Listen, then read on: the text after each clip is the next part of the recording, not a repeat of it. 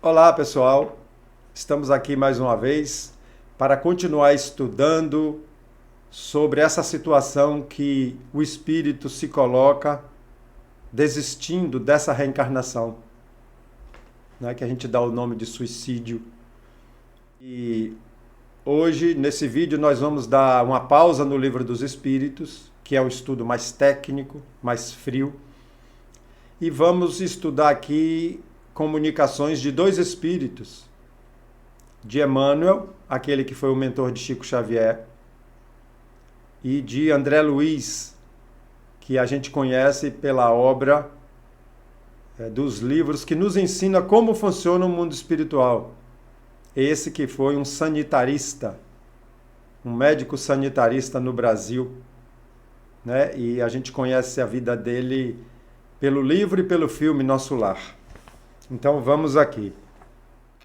Meus amigos, a doutrina espírita nos ensina que a vida é um dom inalienável. Ao contrário do que a ilusão do momento sugere, o suicídio não interrompe a dor. Ele apenas transfere a alma para uma nova dimensão de consciência, onde os problemas não resolvidos se tornam mais nítidos. Então, nesse primeiro parágrafo, ele começa a nos dizer que é inalienável o dom da vida, ou seja, não se aliena, não se acaba, não se extingue, a vida não para. O personagem deixa de existir, aquele corpo volta para a natureza, seus átomos, suas moléculas, mas a vida do espírito, o eu, continua. E fala que é uma ilusão do momento, né? Quando a pessoa pensa em interromper essa reencarnação. Na verdade, a pessoa nem sabe de reencarnação, geralmente, quem comete isso, e pensa que está interrompendo a vida, né? E que ele apenas transfere a alma para uma nova dimensão de consciência. O que é a consciência? A consciência é aquilo que você está percebendo, que está no seu momento, está consciente, você vê, você vive, você sente. Então, quando vai para o mundo desencarnado, essa consciência aumenta. Você percebe mais amplamente coisas que você não lembrava de suas vidas. Mas a dor continua quando ele diz aqui que fica mais nítido. Ou seja, a intensidade aumenta, tanto das dores como das alegrias, das felicidades. Lá, tudo aumenta. É como se você botasse uma toalha no seu braço e passasse a mão. Você vai sentir de um jeito. Se você tirar a toalha e passar na pele pura, você vai sentir muito mais, né? E se o nosso braço estiver sem a pele, imagine, na carne viva, vai sentir mais ainda, não pode nem tocar. Então, quando a gente desencarna, essa sensibilidade das coisas ficam mais intensas. Segundo as obras básicas, né, da doutrina, que são 5 livros, hoje em dia já se considera até que os livros de André Luiz é considerado obra básica também, com a continuidade.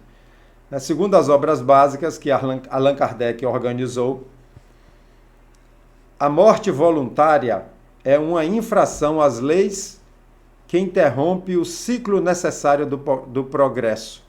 Então, a morte voluntária, eu provoco a minha morte, é uma infração das leis. A gente está indo contra as leis de Deus, que é de amor e vida, de justiça.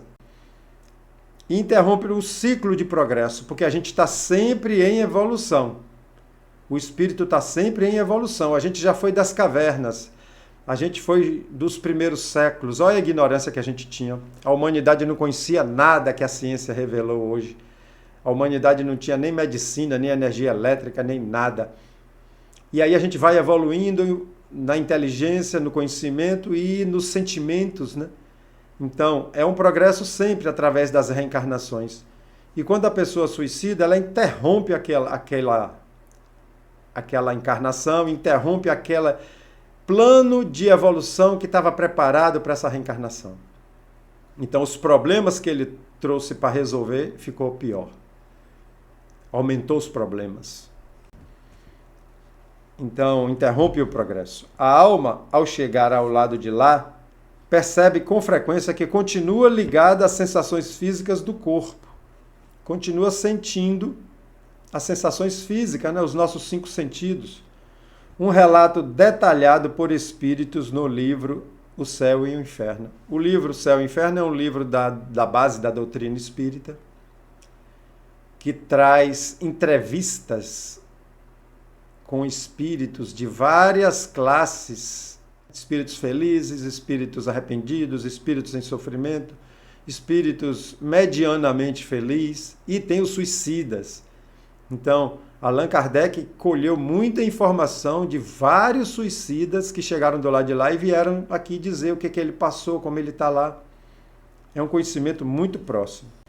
André Luiz, em Nosso Lar, o livro, nos alerta ainda para o suicídio indireto. Aqui já é outro patamar, né? Outro nível de suicídio. Aquele que cometemos aos poucos, através dos vícios, da raiva, o desleixo com a saúde do corpo. Ele fala desse suicídio indireto. Eu, pessoalmente, não gosto de chamar isso de suicídio. É um desperdício de fluido vital, é um desperdício de oportunidade. Mas eu não gosto de chamar essa situação de suicídio. Já o mentor Emmanuel, o mentor de Chico, nos lembra que a dor que hoje nos parece insuportável é, na verdade, o remédio necessário para a nossa evolução futura. Olha só, chamando a dor de remédio. Então, a dor não é castigo. O sofrimento não é castigo, é remédio. Não tem remédio amargo, não tem a injeção que dói, não tem a cirurgia que corta. Muitas vezes, uma cirurgia precisa até de amputar um pé, uma perna. É uma dor, é um sofrimento, mas na verdade é cura, é remédio. É o que vai botar o espírito em outra situação de consciência, onde ele vai adquirir mais paz. Mas a doutrina espírita não traz apenas o alerta, ela traz também a cura.